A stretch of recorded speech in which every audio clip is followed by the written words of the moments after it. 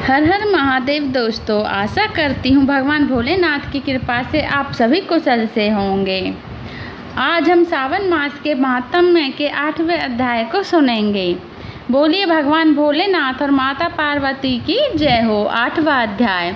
ईश्वर ने कहा, सनत कुमार, आपसे पाप को नाश करने वाले बुद्ध तथा बृहस्पति व्रत को कहूँगा, जिसे श्रद्धा के साथ करके प्राणी उत्तम सिद्धि प्राप्त करता है। ब्रह्मा ने चंद्र को ब्राह्मणों के राजआसन पर अभिषिक्त किया। किसी काल में चंद्रमा ने श्री बृहस्पति की तारा नाम वाली पत्नी को देखा। वह रूप यौवन संपन्न, लावण्य मद गर्वित देख उसके रूप पर मोहित हो कामवान के बस में हो गया। अपने घर में रख चंद्रमा ने गुरु पत्नी को बल से उपभोग किया। इस प्रकार बहुत काल बीत जाने पर उसके एक पुत्र हुआ। वह विद्वान, रूपशाली, सर्व लक्षणों से युक्त बुद्ध नाम से प्रसिद्ध था। बृहस्पति अपनी स्त्री को खोजते हुए चंद्रमा के घर में गए। चंद्रमा से कहा, मेरी पत्नी दे दो। गुरु की स्त्री के साथ तुमने कैसे गमन किया? गुरु तुल्य पाप से तेरा कैसे छुटकारा होगा? इस बड़े पाप के संयोग में तुम्हारी कैसे बुद्धि हुई? मेरी इस प्रिय तथा अपने गुरु की स्त्री को मुझे चुपचाप दे दो। प्रायश्चित को एकांत में करके पाप से रहित हो जाओ। यदि ऐसा ना करोगे तो इंद्र की सभा में तेरे इस पाप को कहूँगा। बृहस्पति के यों कहने पर भी कलंकित चंद्रमा ने गुरु पत्नी तारा को नहीं लौटाया। तो देव सभा में जाकर बृहस्पति ने इस वार्ता को कहा कि मेरी पत्नी को चंद्रमा ने ग्रहण कर लिया है और वह मांगने पर भी नहीं देता है।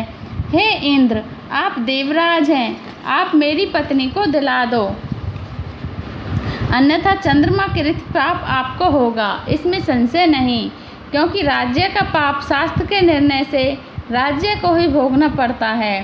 दुर्बल का बल राजा है, यह पुराण में कहा गया है। गुरु की वार्ता सुनकर इंद्र ने चंद्रमा को बुलवाया। क्रोध से आज्ञा दी कि हे चंद्र, गुरु बृहस्पति की पत्नी को दे दो। अन्य की पत्नी के साथ गमन करना पाप कहा गया है। गुरु पत्नी के साथ गमन करना तो महापाप कहा गया है। अतः हे चंद्र, गुरु की भार्या को बिना विचारे ही लौटा दो। इंद्र की वाणी को सुन निशापति ने कहा, आपकी आज्ञा से भार्या को देता हूँ, पर पुत्र को नहीं दूंगा। यह मेरे से उत्पन्न हुआ है, मेरे वैभव से संपन्न है।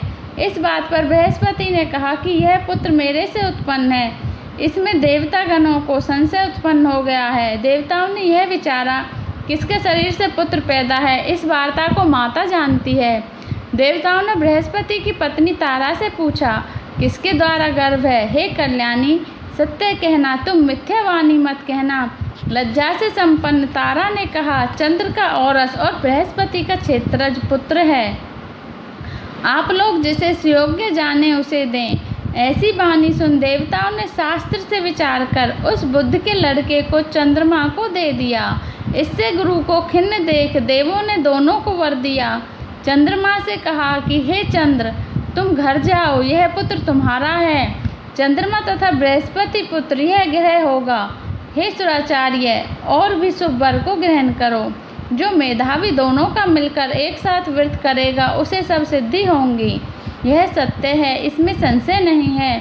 शंकर के प्रिय श्रावण महीने के प्राप्त होने पर बुध और गुरुवार के दिन जो अर्चन करेंगे, नैवेद्य जो अर्चन करता है, वह दीर्घायु तथा संपूर्ण दही भाद्य दोनों मूर्ति को झूले पर लिखकर गुणों से युक्त पुत्र प्राप्त करता है। जो प्राणी खजाने में मूर्ति लिखकर यदि अर्चन करेगा तो उसके खजाने की अभिवृद्धि होगी तथा उसका क्षय नहीं होगा। पाकशाला में लिखकर अर्चन करने से पाक वृद्धि और देवागार में लिखकर अर्चन करने से देव की दया होती है। शयन गृह में लिखकर अर्चन करने से स्त्री का वियोग कभी नहीं होता है। ध्यान गृह में लिखकर अर्चन करने से धान्य की वृद्धि हो जाती है। इस तरह द्वैत स्थान में उसका फल होता है। 7 साल तक व्रत करके उद्यापन करें।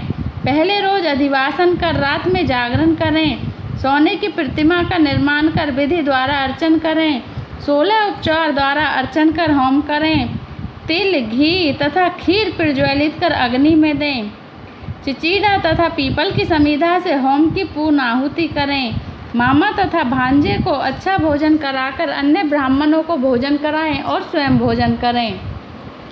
इस प्रकार 7 साल तक व्रत करने वाला व्रती तथा सब इच्छाओं को प्राप्त कर लेता है। सनत कुमार ने शंकर से कहा, हे भगवान, आपने जो मामा तथा भांजे को भोजन कराओ ऐसा कहा, इसके कारण को कहें। ईश्वर ने कहा, हे सनत कुमार, पहले समय में मामा और भांजा दोनों दरिद्र थे। वे दोनों भोजन के लिए धान्य मांगने के लिए गए। उन्होंने प्रत्येक मकान में श्रावण महीने में उसी व्रत को देखा, हर एक बार के उस व्रत को करते हुए देखा, पर बुद्ध तथा गुरु का कहीं व्रत नहीं देखा। उस समय उन लोगों ने सूर्य तथा अन्य वारों का व्रत देखा जा रहा है, पर बुद्ध और गुरुवार का व्रत देखने में कहीं नहीं आया। अतः हम दोनों बुद्ध तथा गुरु के व्रत को करेंगे, क्योंकि यह अनुच्छिष्ट व्रत है, पर इसे सादर करेंगे। पर व्रत विधान ने जानने से फिर दोनों संशय उत्पन्न हो गए। तब उसी रात में उन दोनों को स्वैपन में विधि ज्ञात हुई। स्वैपन से ज्ञात विधि द्वारा व्रत को दोनों ने किया तथा बड़ी संपत्ति प्राप्त की। वह ऐश्वर्य दिनों दिन बढ़ता नजर आने लगा। इस प्रकार 7 साल तक व्रत कर वे पुत्र पौत्र आदि से संपन्न हो गए। प्रत्यक्ष बुद्ध तथा गुरु ने उन दोनों को वर दिया कि आप लोगों ने हमारे व्रत का सुविचार किया, अतः आज से इस शुभ व्रत को जो करेगा वह निश्चय मामा तथा भांजे को भोजन कराएगा। 8वां अध्याय समाप्त। अगर आपको मेरी वीडियो अच्छी लगी हो तो लाइक और सब्सक्राइब कर देना। आगे की कथा हम 9वें अध्याय में सुनेंगे। बोलिए हर हर महादेव।